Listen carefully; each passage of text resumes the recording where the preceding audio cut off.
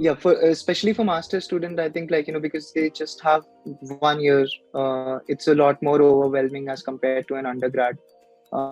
They also do not get the advantage of having that placement year or the industry year that usually undergrads do get. So, uh, actually, like at least in my experience, what I noted, yes, majority of the graduate schemes will get over by like December end or January end at most. But there are like still some graduate schemes that kind of are open throughout the year. So you again, going back to my statement of filtering out the category of your priority, like the employees that you want to work for, there will still be a lot of good companies that will have some graduate schemes open at the later stage of the year as well. If you do not end up getting a role in the graduate schemes, or you don't think like there are enough, or like the companies that I want to work for, they don't have any grad schemes available, I would say this best starting point would be the entry level roles that we all should look out. uh, I vaguely remember the stat, but I think Sally could corroborate that. So the only 30% of job markets at an entry level are grad schemes, and around 65 to 70 are like entry level roles with mid tier companies or small scale companies, and those are the most often that students don't look at. So it would save a lot of time and effort and morale if you also focus equally to like the mid size and small size companies. There was a time that for me at least, I was getting a rejection almost every day that I wake up. But if you if you basically, you should be a bit more strategic when it comes to application. If your end goal is still to go work for a very large company, very large organization, you can still do that after working for a small company after for a couple of years, gain that experience, and then go for a larger company, right?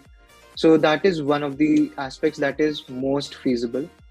Second thing would be networking. That I think couldn't be a stronger ally to you in any it would be, it's the most effective thing that you can do. And I will share some specific instances that I have had in my experience where I was able to network, and that gave me very good opportunities.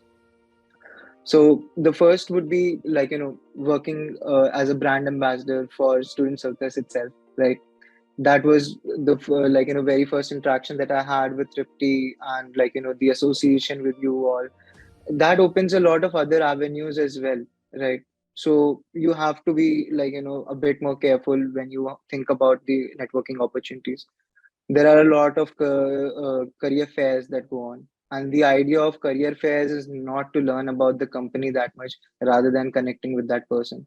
Because when how will you connect with that person if you don't know about the company, right? They would expect you to have that level of understanding. So whenever you are having that career, like whenever you go into a career fair, try to do extensive research. You don't need to talk to everyone, but but the number of people that you talk to, you have to be very good in terms of sharing that knowledge, sharing your experience, how you like the company, this culture, like something that their department, like study their profile maybe if you want to.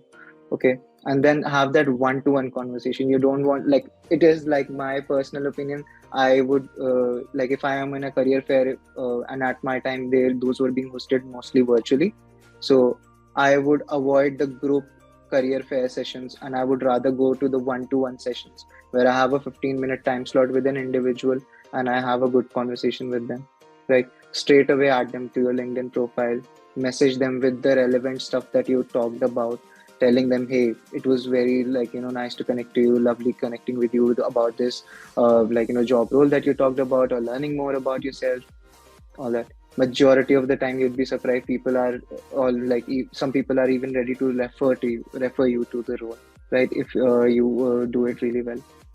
So networking, once again.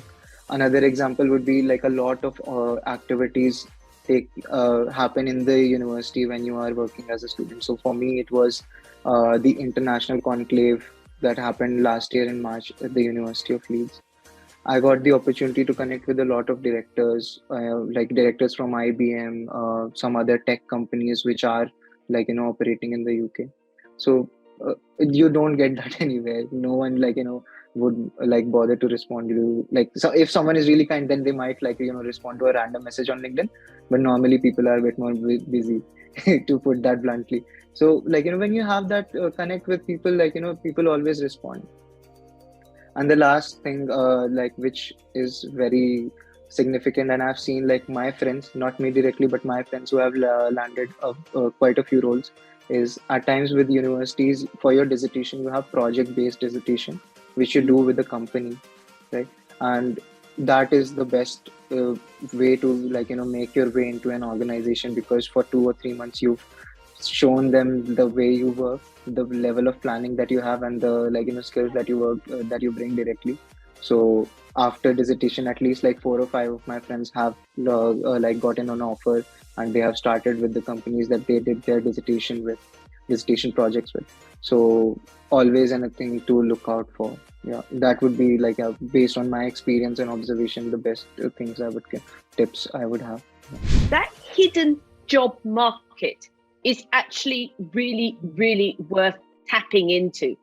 More than 60% of jobs are actually found on that hidden job market.